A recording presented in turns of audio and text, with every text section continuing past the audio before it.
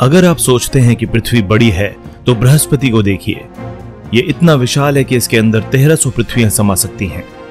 लेकिन ये सिर्फ आकार में बड़ा नहीं है, बल्कि इसके अंदर छिपे रहस्य आपको हैरान कर देंगे। क्या आपको पता है कि बृहस्पति के बादलों के नीचे क्या है? या फिर ये कि अगर ये थोड़ा और बड़ा होता तो सौर मंडल का दूसरा सूरज बन सकता था? और क्या आप जानते हैं कि वहां हीरों की बारिश होती है? इन सभी रहस्यों से पर्दा उठाने के लिए तैयार हो जाइए, क्योंकि आज हम आपको ले चलेंगे सौर मंडल के सबसे बड़े ग्रह बृहस्पति के अनजाने सफर पर। बृहस्पति का जन्म लगभग 4.6 अरब साल पहले हुआ था, जब सौर मंडल बनने की प्रक्रिया चल रही थी।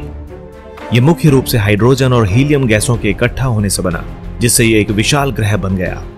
बृहस्पति के वायुमंडल में हाइड्रोजन और हीलियम के अलावा मीथेन, जलवाष्प, अमोनिया आदि गैसें पाई जाती हैं। वैज्ञानिकों का मानना है कि यह ग्रह सौरमंडल के शुरुआती दिनों में अपने गुरुत्वाकर्षण बल के कारण भारी मात्रा में गैसों को खींचकर इतना विशाल बन गया। सौरमंडल में इसकी स्थिति 5वें स्थान पर है, यानी यह सूर्य से 5वां ग्रह है और औसतन 77.8 करोड़ किलोमीटर दूर स्थित है। इसका व्यास पृथ्वी से 11 गुना और द्रव्यमान सौरमंडल के सभी ग्रहों के कुल द्रव्यमान का 70% है।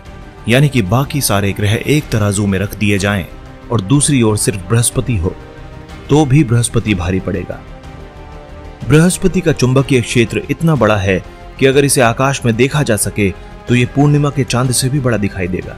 यानी अगर हमारी आंखें चुंबकीय क्षेत्र को भी देख सकती तो बृहस्पति का प्रभामंडल हमें आसमान में एक चमकते गोले की तरह दिखता। बृहस्पति पर हवाएं 600 किलोमीटर प्रति घंटा की गति से चलती हैं। फिर भी अगर आप सोचते हैं कि धरती पर तूफान बहुत तबाही मचाते हैं तो जरा सुनिए। अगर आपने बृहस्पति की तस्वीरें देखी हों तो आपने जरूर एक बड़ा लाल धब्बा देखा होगा, जिसे ग्रेट रेड स्पॉट कहा जाता है, जो दरअसल एक विशाल तूफान है। ये तूफान कम से कम 350 साल से लगातार चल रहा है और इसकी गति इतनी तेज है कि अगर ये पृथ्वी पर होता तो पूरे महाद्वीप को चपेट में ले सकता था। वैज्ञानिकों ने बृहस्पति के वायुमंडल में विशाल बिजली की चमक दर्ज की है, जो पृथ्वी की बिजली से कई गुना ज्यादा ताकतवर होती है। वहां की बिजली इतनी शक्तिशाली है कि अगर वो पृथ्वी पर गिर जाए तो पूरा शहर झटके में गायब हो सकता है। बृहस्पति का एक दिन मात्र 10 घंटे का होता है, लेकिन इसकी 1 साल की अवधि बहुत लंबी होती है, क्योंकि इसे सूर्य का एक चक्कर लगाने में पृथ्वी के 12 साल के बराबर लगते हैं। बृहस्पति के 95 से ज्यादा चंद्रमा है, जिनमें से कुछ इतने बड़े हैं कि वे खुद एक छोटे से ग्रह की तरह व्यवहार करते हैं। ये सौरमंडल में एक मिनी सोलर सिस्टम जैसा लगता है। इन चंद्रमाओं में सबसे बड़ा है गैनीमेड। गैनीमेड सौरमंडल का सबसे बड़ा चंद्रमा है। इसकी विशालता का अंदाजा आप इस बात से लगा सकते हैं कि यह बुध ग्रह से भी बड़ा है। वैज्ञानिक मानते हैं कि गैनीमेड के नीचे एक विशाल महासागर हो सकता है, जिसमें जीवन की संभावना हो सकती है। इसके अलावा बृहस्पति के अन्य प्रमुख चंद्रमाओं में आयो, यूरोपा और कैलिस्टो शामिल है। आयो को सौरमंडल का सबसे ज्वालामुखीय रूप से सक्रिय चंद्रमा माना जाता है, जहां हर समय सैकड़ों ज्वालामुखी फटते रहते हैं। यूरोपा के नीचे भी एक विशाल महासागर होने की संभावना है, जहां जीवन के संकेत मिलने की उम्मीद है। कैलिस्टो की सतह पुराने गड्ढों से भरी हुई है, लेकिन वैज्ञानिक इसे भी भविष्य के संभावित मानव बेस के रूप में देखते हैं। आपको जानकर हैरानी होगी कि इन उपग्रहों के अलावा बृहस्पति के पास शनि की भांति छल्ले भी हैं। ये बात और है कि वो आसानी से नजर नहीं आते।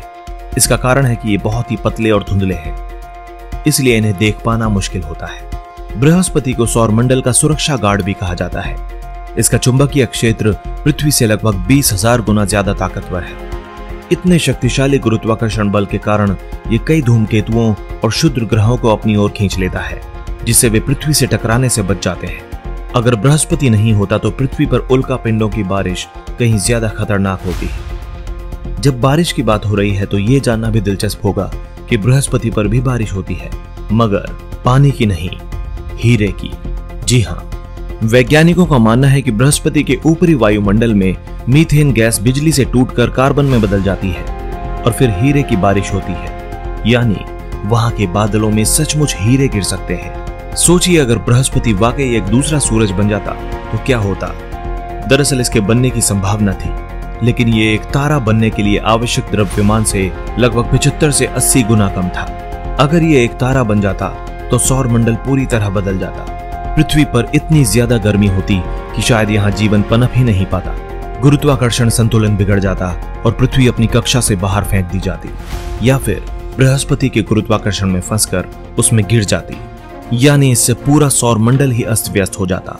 बृहस्पति एक गैस जाइंट है, जिसका मतलब है कि वहां कोई ठोस सतह नहीं है जिस पर हम उतर सकें। अगर आप बृहस्पति पर उतरने की कोशिश करें तो आप उसकी मोटी गैस परतों में फंस जाएंगे और अत्यधिक दबाव और गर्मी से नष्ट हो जाएंगे।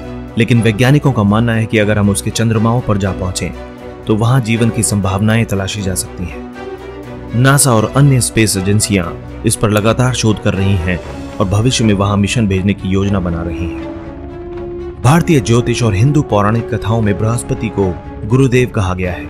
इसे देवताओं के गुरु के अलावा ज्ञान, शिक्षा और धार्मिकता का प्रतीक माना जाता है। बृहस्पति ग्रह को बृहस्पतिवार यानी गुरुवार से जोड़ा जाता है और माना जाता है कि इसकी कृपा से बुद्धि और समृद्धि बढ़ती है। यह भी कहा जाता है कि बृहस्पति ग्रह की स्थिति किसी व्यक्ति की कुंडली में उसके भाग्य को प्रभावित कर सकती है। ग्रीक और रोमन सभ्यताओं में बृहस्पति को ज्यूस और जुपिटर के रूप में पूजा जाता है।